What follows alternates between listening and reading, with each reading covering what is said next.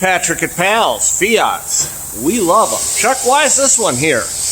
Well, this is a regular customer of ours and came in today for an oil change, but also wanted us to do a thorough inspection on the car.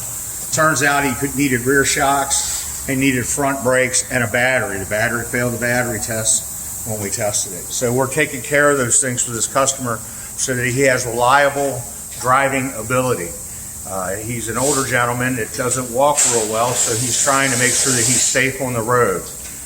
We get a lot of customers that are from the villages and other places, and what we find is, what would be a mundane repair for the average person is not so mundane for them, because when you get up in years and you're in that Florida heat that's 100 degrees, the last thing you want to do is be somebody who's 75, 80, 85 years old and broke down. So we find that the seniors are very proactive in repairing their vehicles. We have just a ton of customers from the villages that come here so that we can make sure they're assured of having safe driving ability. And you gotta love this. Look what it says on the plate, retirement. If you've got a Fiat, bring it to Pals. See you soon.